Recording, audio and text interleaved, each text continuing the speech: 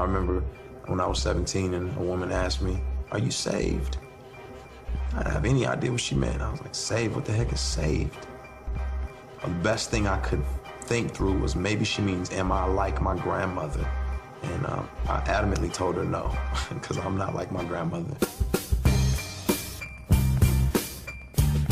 I do hip-hop music. It's more than music, it's actually culture. It's the lens by which you see the world. They talking reckless, what you expecting from the walking dead. Man, it's okay to be bold, passionate. It's masculinity. That's what I do. I used to sneak and watch rap videos in my grandmother's house. I was too little. She wouldn't have let me watch them. And I would sit there and watch them, and I would just marvel. Late at night, I found people to look up to. There were no Barack Obamas, there were no Martin Luther Kings and Malcolm X's. They'd all passed away, and so I had Tupac. I've been trapped since birth. Cautious, cause I'm cursed. The fantasies of my family in a hearse. And they say it's the white man I should fear, but it's my own kind doing all the killing here. I wasn't the greatest athlete, definitely wasn't a scholarly student. I wasn't the toughest guy, but being able to rap was my source of significance. I grew up wrestling with significance because my father and my mother weren't together.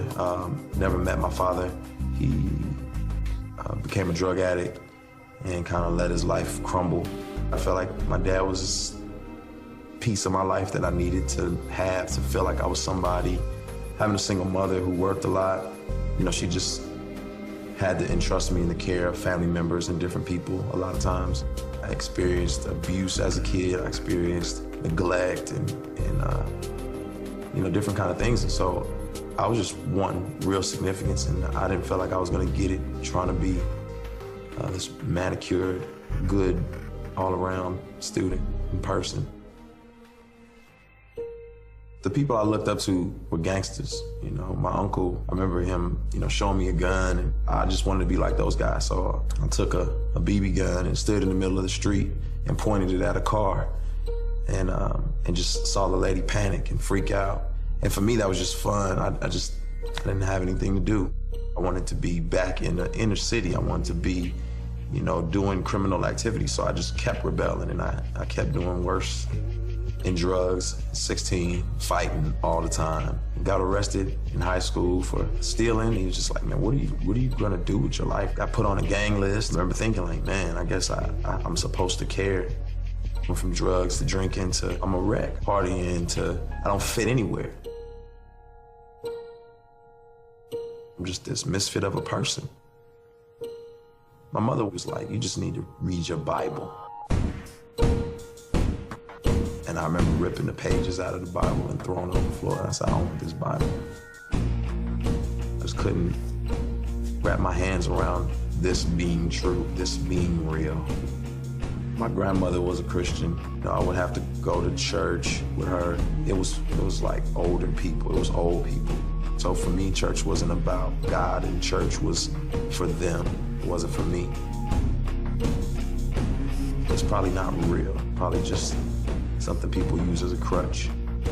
I think as the emptiness started to get more profound, when I had to drink more, smoke more, find another woman, I was really, really, really in a dark place. 5:46 in the morning, tossing and turning, chest burning. Sermons in my head keep reoccurring. Having visions in my head of a kid crying at the feet of the Father for all the wrong things that he did. Now I'm sweating in my sheets, can't sleep cause my mind keep telling me I'm 6 feet deep. Don't remind me, even though I'm still alive, I can't tell. The way I'm living my life, I feel I'm going to hell.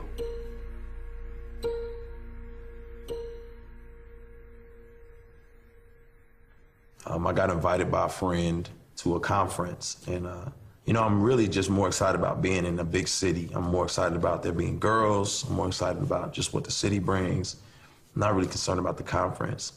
So I get to the conference, and I see guys who have been shot from being in gangs. I see, you know, girls who were extremely promiscuous in the past. I see rappers, I see dancers, I see singers, I see people who came from the same background I came from, and they still embodied who they were culturally, but they were all in love with Jesus.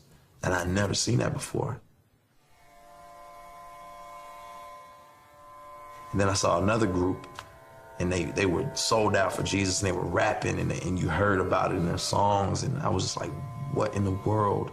And as I listened to the lyrics, I was like, man, I don't know this. I don't understand this God they're talking about.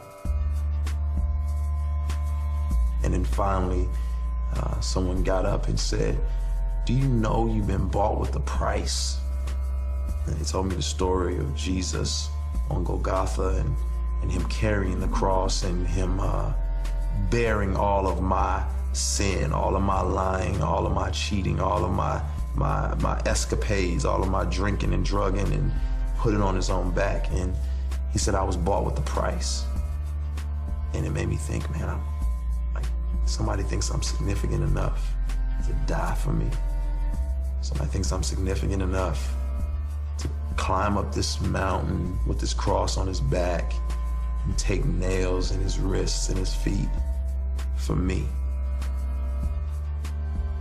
I remember articulating like, God, get me out of this, just don't kill me. Do whatever you gotta do to get me out of this, just don't kill me. I was driving down the highway and I turned too quick and lost control of the wheel. My car flipped over again and again. The roof caved in, windshield caved in, no seatbelt, glass everywhere. My glasses that I had on were molded like kind of into the frame of the car, and I didn't have a scratch. That was it. I said, I get it. Called up my friends who I knew were living for Jesus, and I said, we gotta make this happen. I'm coming home. I saw change happening. I spent a lot of time searching for father figures. I saw the evidence. And God has shown me that, ultimately He's my father. It drives me to keep pressing. I started volunteering at a juvenile detention center. And some of those songs that I had written in my darkest times when I was crying out to God, I would do for Him. And you just see Him sitting there weeping. And time after time, they keep requesting it. Can you do that song again? Can you do that song again? I just need that to hold on to. I need something that's gonna remind me that I need Jesus. It hit me like, this is what I wanna do. I wanna use music to offer hope and encouragement to people. I was created by God, but I didn't want to be like Him, I want to be Him. The Jack Sparrow of my Caribbean. I remember the first created being and how He shifted the blame on His dame for fruit He shouldn't have eaten. And now look at us all out of Eden, wearing designer fig leaves by Louis Vuitton, make-believing. But God sees through my foolish pride, and that I'm weak like Adam, another victim of Lucifer's lies. But then in steps Jesus. All men were created to lead, but we needed somebody to lead us. More than a teacher, but somebody to buy us back from the darkness. You could say He redeemed us.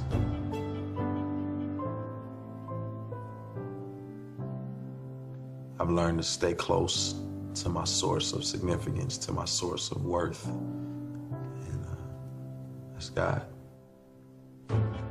My name is Lecrae, and I am second.